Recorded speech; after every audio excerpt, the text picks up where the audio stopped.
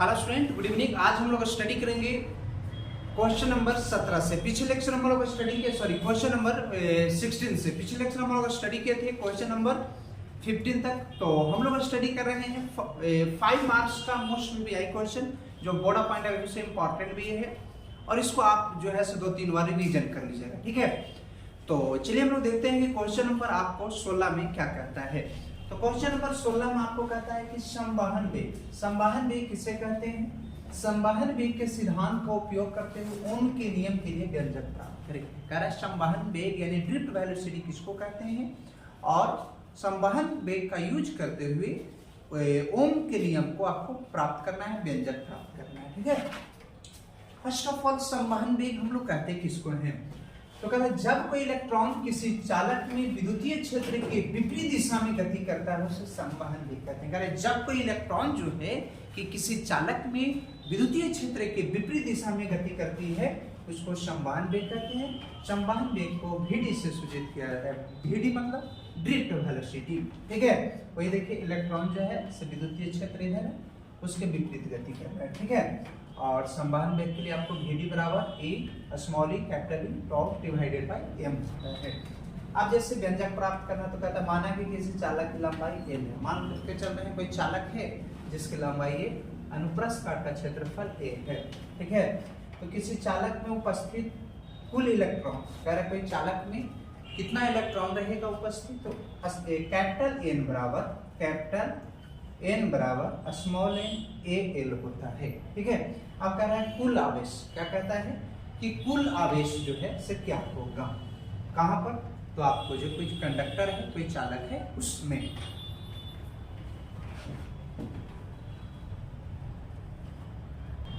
कुल आवेश क्या कहता है, तो Q बराबर N होता है। कुल आवेश क्या होता है, Q बराबर N। अब यहाँ पर अब जब मैंने Q तो Q, अब N का वैल्यू स्मॉल a L पीछे निकाला कि N का वैल्यू कितना होता है, ठीक है, स्मॉल n a L होता है, V है तो E। कह रहा है यदि संवहन वेग VD हो तो लगा समय, ठीक है। कह रहा है कि यदि आपको संवहन वेग VD है तो समय कितना रहेगा, T बराबर L बटा VD। इसको हम लोग इक्वेशन नंबर 2 नाम देते, इसको फर्स्ट दिया। इसमें कह रहा प्रवाहित धारा, इस चालक प्रवाहित धारा आपको पता है कि I बराबर Q/T होता है।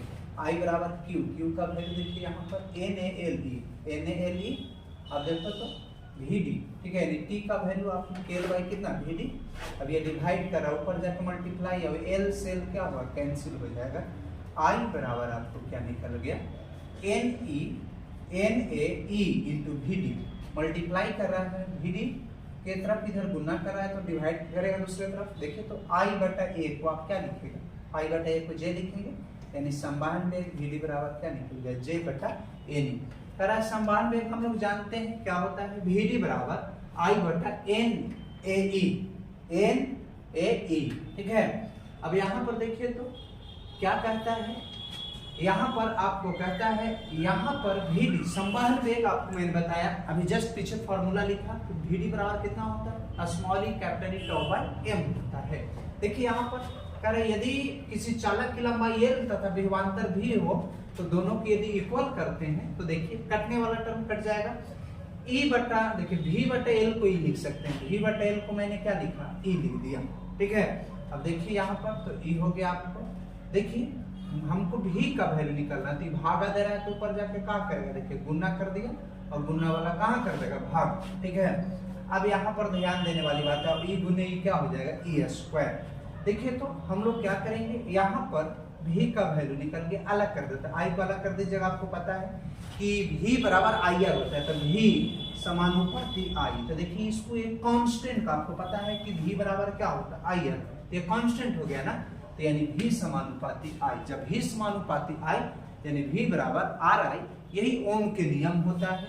तो R का वैल्यू आपको ये क्या निकल गया, R बराबर L mL n E square tau E। तो आपसे पूछेगा, यही हम लोग को डेरिवेशन निकालना था कि संवहन वेग का उपयोग करके क्या निकालना था, गॉस के नियम। तो आपको पता है ना कि गॉस का नियम क्या होता है, V समानुपाती I, V बराबर I। अगर इसमें प्रतिरोध की बात करेगा, प्रतिरोध कितना होगा, प्रतिरोधकता भी निकाल सकते हो, रो बराबर RA/L होता है, ठीक है। तो सिर्फ हम लोग को ओम के नियम कह रहा था, ओम के नियम निकल गया।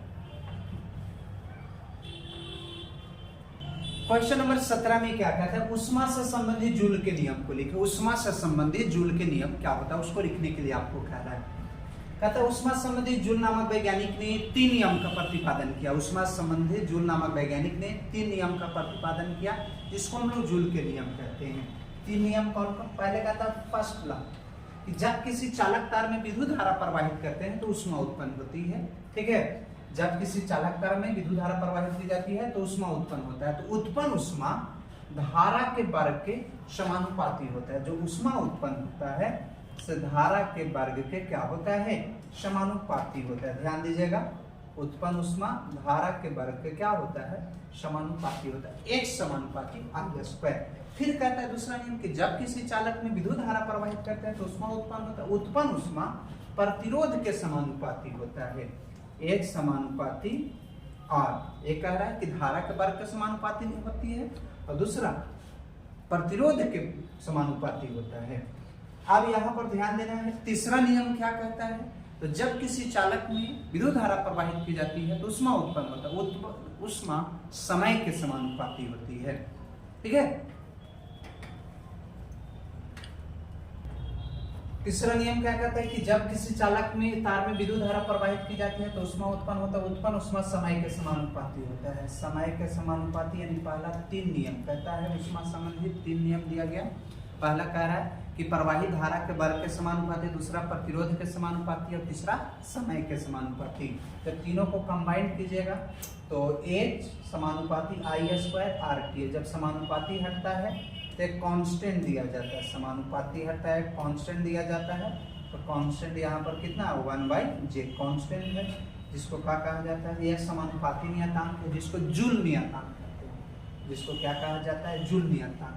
ठीक है, जे का वैल्यू होता है 1.2 कर सकते हो या 1. ठीक है, 1.2 या 4.18 भी इसको हम लोग लिखते हैं। ठीक है, तो 1.2 के जगह पर 1.8 भी लिख सकते हो, इसी को हम लोग 2 लिखा जाता है। तो आपसे पूछेगा उष्मा संबंधी जूल के नियम के लिए सूत्र H बराबर I स्क्वायर RT/4.2।